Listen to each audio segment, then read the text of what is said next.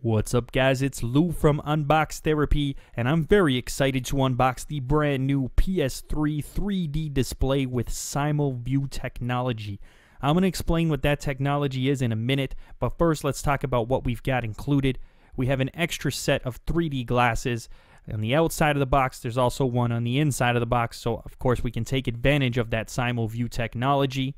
We've also got a bunch of paperwork for you bookworms in the crowd.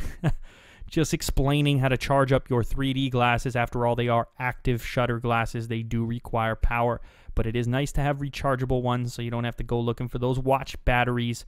So my Samsung TV looks for those. The next thing we've got is an HDMI cable. Hooray! Finally, the manufacturer has included an HDMI cable with your television. That is beautiful. I've been clamoring for that kind of thing for a long time, and we finally have it. You've also got a copy of MotorStorm Apocalypse. This is one of the few games at launch that supports that SimulView technology. I'm going to tell you more about that right now.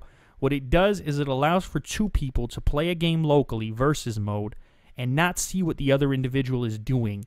Basically, it looks like they have a full one-player display, even though there's another person doing the exact same thing to the left or right of them. Crazy, right? No more split screen, no more half display. You see the full display, but you don't see what your partner is doing. Very cool. You've got the world's shortest micro USB cable included for charging up your 3D glasses. One thing I do want to mention is that these were pretty tight when I did use them. They're definitely not as loose as the Samsung glasses that I mentioned earlier that shipped with my television. So that's something to note if you've got a large brain. Anyways, the other things here are relating to the television now. And the first two components here are how you're going to mount the TV, how you're going to put it on its stand. I don't believe the television is VESA mountable, so you don't have any choices. It's going to go on this stand right here. And it actually feels super solid. There are a lot of metal components on here. This piece here is basically solid metal, so it's a fairly sturdy contraption when it's all put together, especially considering the screw that goes in to tighten it up at the very end, similar to putting together a computer monitor if you've ever done that before. There's a little bit more paperwork here regarding the television. I'm not going to bore you with that.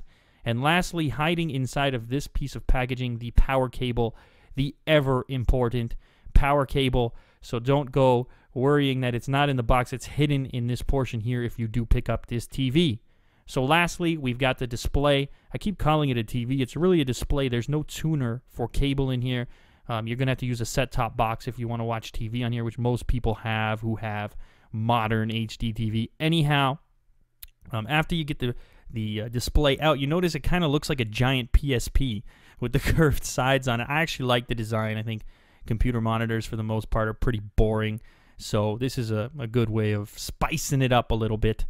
So the last thing you want to do here after connecting the two components is twist this little screw until it's tight, and then you know you've got a nice lock. And then you just drop the display right down on the two components. You'll hear a click, and you're good to power it up. So I've got my PS3 connected here. The display is not super adjustable, just a little bit of tilt. That's about it. You don't get too much these days. Now here's a closer look in and around the display. As you can see, there's a nice look at that curved edge. The controls are all on the lower right side. There is no remote included. That's a little bit nuts. But these are a little finicky to use. I'll show you more about those in a minute. But this display is nice and pretty. It's real thin. I actually do like the aesthetics of it. You've got headphone out, two HDMIs, an analog audio in, and a component in. That's enough for most people nowadays, but it isn't a ton. But then again, this is not a super expensive television. So as you guys can see, the display looks nice. As I mentioned before, it's not the brightest I've ever seen, but there is zero input lag. Now that's important. It means it's going to perform really well. When you push a button on your controller, it's going to happen instantaneously on the display. So here's more about that menu system, which I found to be a little finicky. I really would have liked to have a remote included with this thing. That really surprised me. But anyways, you got to mess around with this crap here, and it ain't fun. I'm telling you, you got to kind of guess at what you're touching unless you fully turn the display around, which most people aren't going to be able to do.